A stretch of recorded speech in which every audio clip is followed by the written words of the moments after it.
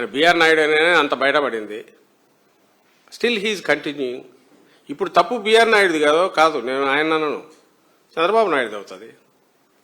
నీకు మా హయాంలో, జగన్మోహన్ రెడ్డి గారి హయాంలో ఒక వ్యక్తి ఒక పర్టికులర్ దీనికి, అది ఇంత పెద్ద ఇంత పొజిషన్ కూడా కాదు, ఛానల్కి, భక్తి ఛానల్కి ఉన్న వ్యక్తి తను ఏదో ఫోన్లో వేరే వాళ్ళతో మాట్లాడడంలో ఇదిగా అన్నప్పుడు తెలిసినప్పుడే ఇమ్మీడియట్ అతను రిజైన్ చేయమని తప్పించడం ఏదో జరిగింది ఇమ్మీడియట్గా.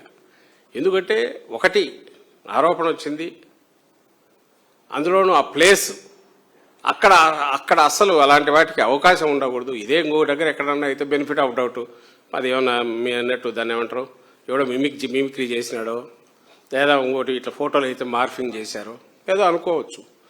కానీ అక్కడ మార్ఫింగ్ అయినా ఇంకోటైనా ఫస్ట్ చేయాల్సింది ఏదంటే ఆ వ్యక్తి ఎవరో అతనన్నా సరే ఇంత ఆరోపణలు వచ్చాక నేను దీంట్లో ఉండడం కరెక్ట్ కాదు అని పక్కకన్నా తప్పుకోవాలా. ఆ మనిషి అది చేయకపోగా దానికి రివర్స్ నన్నేవుడు బీకుతాడు అన్నట్టు అక్కడ కూర్చొని తను మాట్లాడాడు. రెండవది అవి ఏమున్నాయి దాంట్లో, అది ఒక చాలా క్యాజువల్, చాలా సహజంగా కనపడుతుంది నాకు అని తను అన్నాడు.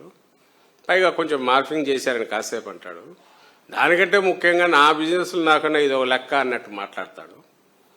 అంత అహంకారంతో తను మాట్లాడినా అసలు అంత పదవి రావడమే వాళ్ళు ఎలాంటి వాళ్ళైనా, ఇంక్లూడింగ్ ఈఓలు పోయిన వాళ్ళందరూ కూడా ఆ పదవుల్లోకి రాగానే ఈఓ అయినా చైర్మన్ అయినా వాళ్ళ మాట ప్రతిదీ దాన్ని ఏమంటాం, పరిశుద్ధంగా ఉండాలా, ఎలాంటి ఇది ఉండకూడదు, నిష్ఠతో ఉండాలా అని అంతగా అనుకునేది.